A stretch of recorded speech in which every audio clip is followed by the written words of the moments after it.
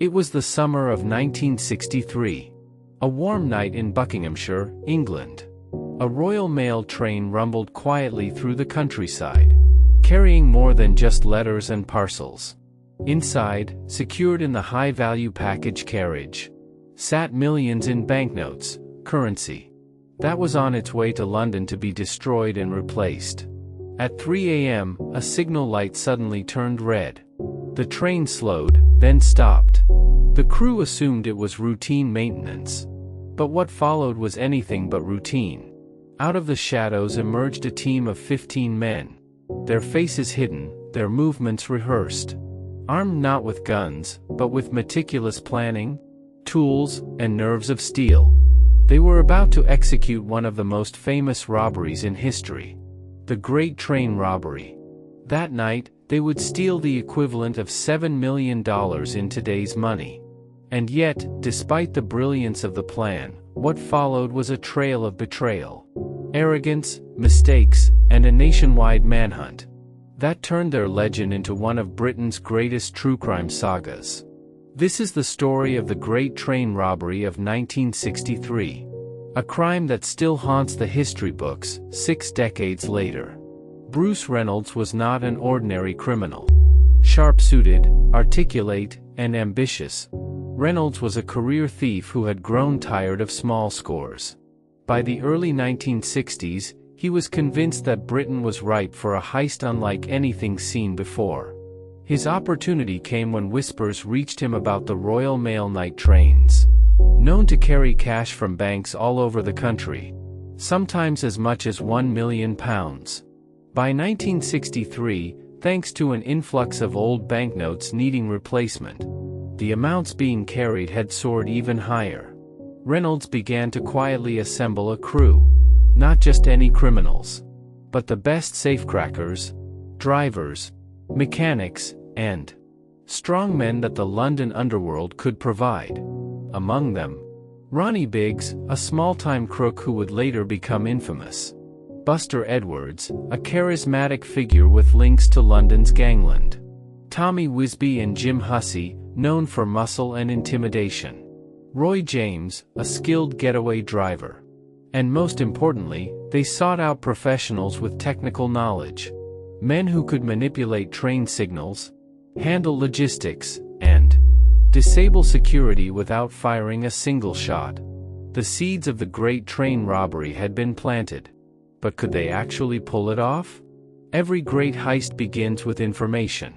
The crew's opportunity came through the Ulsterman, a mysterious insider who had knowledge of the Royal Mail train schedules. He revealed a critical detail. On August 8, 1963, the night mail train from Glasgow to London would be carrying an unusually large haul, over £2.6 million in used banknotes. In today's terms, nearly $7 million. More importantly, the train would stop briefly at signal points in Buckinghamshire. That's where the robbers could strike. Armed with this intelligence, Reynolds and his crew began crafting their plan with military precision. They scouted the track, studied the signal systems, and even practiced in mock rehearsals. Their goal was clear: stop the train, control the crew, unload the money, vanish. No guns, no unnecessary violence, just speed, precision, and discipline. But as history would show, not everything would go as smoothly as they imagined. It was pitch dark as the Royal Mail train approached Ledburn, Buckinghamshire. At the front, driver Jack Mills noticed a red signal light ahead. Following protocol, he slowed and brought the train to a halt. But this signal wasn't real. The robbers had tampered with the system, rigging the light to red using a glove and battery. As the train stopped, masked figures swarmed out of the shadows. They overpowered the crew, striking Jack Mills with a blow to the head when he resisted. Though dazed, Mills would later survive, scarred but alive. The robbers quickly uncoupled the high-value package carriage and moved it forward, away from the rest of the train. But here, the first snag hit. The replacement driver they had brought, Stanley "Old Stan" Agate, couldn't operate the locomotive properly. Jack Mills, injured, was forced to drive under their command. Meanwhile, others stormed the carriage. Inside, Royal Mail workers stood stunned. As sacks of cash were hauled out, one after another. In just 30 minutes, the gang loaded 120 mailbags stuffed with cash into waiting vehicles. The total, £2.6 million, a staggering sum for the time. No alarms. No gunfire. Just silence, speed, and the perfect execution of a plan years in the making. Or so they thought. The robbers' plan didn't end at the train tracks. They had prepared a rural hideout. Leatherslade Farm, a secluded farmhouse where they could lie low. There, they celebrated their success. £2.6 million in cash lay in piles across the floor, enough to make each man wealthy beyond his dreams. But their celebration was short-lived. Within hours, the police discovered the abandoned train and realized the scale of the theft. A national manhunt began. Newspapers screamed headlines of "the crime of the century." Reynolds ordered the gang to stay hidden, to burn fingerprints off every surface, and to wait until the heat cooled down. But discipline began to slip. Some members wanted to leave. Others made careless mistakes. And worst of all, at Leatherslade Farm, fingerprints were left behind. It was a ticking time bomb. The Great Train Robbery shocked Britain. The Royal Mail was one of the nation's most trusted institutions, and the idea that a group of criminals had humiliated it sent the press into a frenzy. Scotland Yard launched one of its largest investigations in history. Detective Tommy Butler, head of the flying squad, took personal control. It didn't take long for police to find Leatherslade Farm. And once they did, it was a goldmine of evidence. Despite attempts to clean up, dozens of fingerprints were discovered on bottles, cans, and even a Monopoly game board the gang had played to pass the time. The net tightened. One by one, gang members were arrested. Bruce Reynolds went underground, but others weren't so lucky.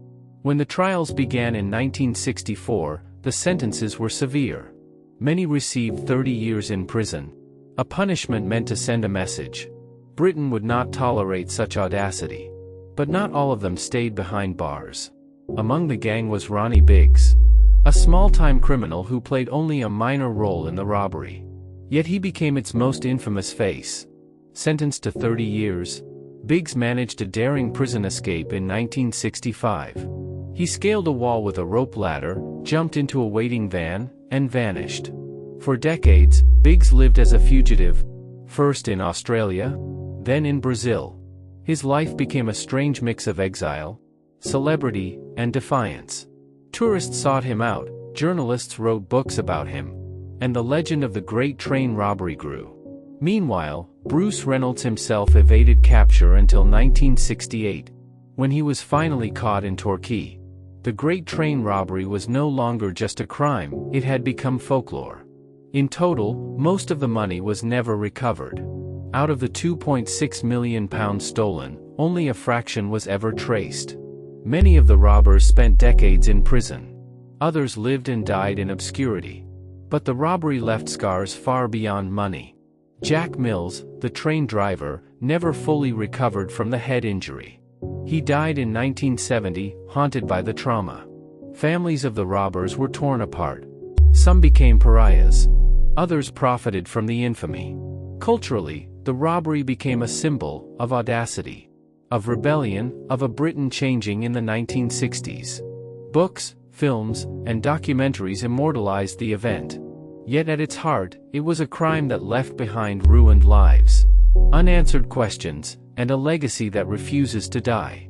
The Great Train Robbery was supposed to be the perfect crime. A train stopped in the dead of night.